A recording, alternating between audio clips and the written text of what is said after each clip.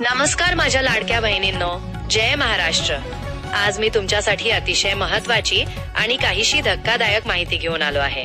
लाडकी बहीण योजनेच्या 23व्या आणि 24व्या हप्त्याबद्दल, सरकारच्या नवीन नियमांबद्दल आणि तुमच्या हप्त्यावर येणाऱ्या संभाव्य धोक्यांबद्दल सविस्तर बोलणार आहे। म्हणून व्हिडिओ पूर्ण शेवटपर्यंत नक्की बघा आणि तुमच्या सर्व बहिणी, आई, शेजारणींना शेअर करा।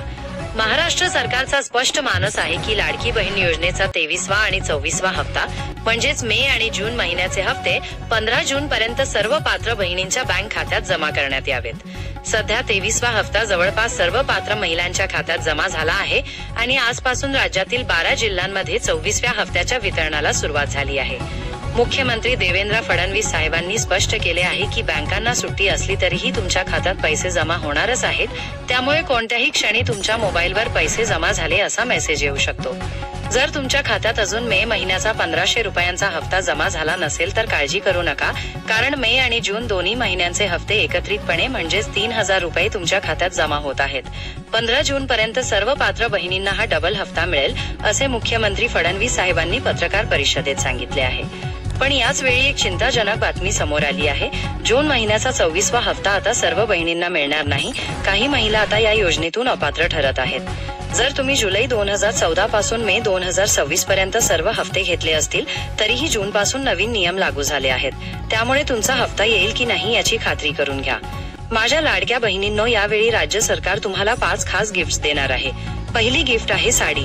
प्रत्येक अंत्योदय रेशन कार्ड धारक बहिणीला रेशन दुकानातून एक साडी मोफत मिळणार आहे। एक रेशन एक साडी।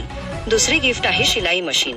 ज्या बहिणी स्वतःचा व्यवसाय सुरू करू इच्छितात त्यांना शिलाई मशीन खरेदीसाठी 15,000 रुपयांपर्यंत आर्थिक मदत। तिसरी गिफ्ट आहे डबल हप्ता, मे प्लस जून बरोबर 3000 रुपये। चौथी गिफ्ट आहे घरकुल योजना। कच्चे घर असणाऱ्या किंवा घर नसणाऱ्या बहिणींना घर बांधण्यासाठी 2 लाख रुपये।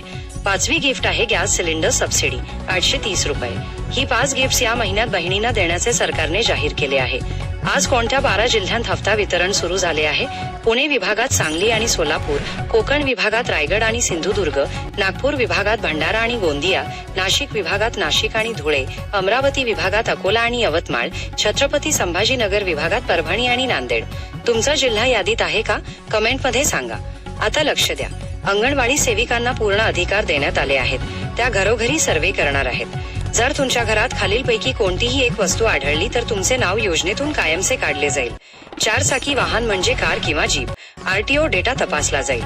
दुसरी वस्तू आहे मालमत्ता, शेती, प्लॉट किंवा मोठे घर, 7 बायरा उतारा, आधार लिंक तपासला जाईल। तिसरी वस्तू आहे आयकर, तुम्ही किंवा कुटुंबातील कोणी आयकर भरत असेल।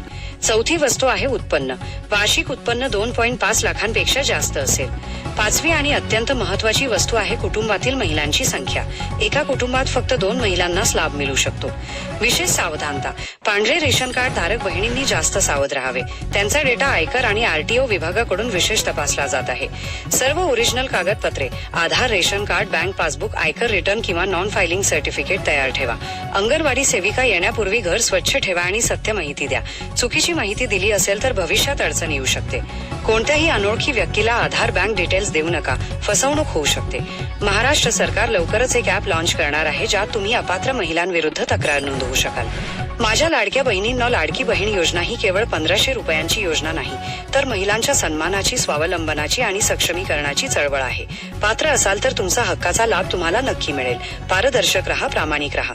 ही माहिती तुमच्या घरी, शेजारी, गावात सर्वांपर्यंत पोहोचवा। तुमच्या आणि तुमच्या कुटुंबाच्या सुख समृद्धीसाठी मनपूर्वक शुभेच्छा। जय महाराष्ट्र, जय भवानी। कमेंट करा तुमचा जिल्हा कोणता, हप्ता मिळाला का?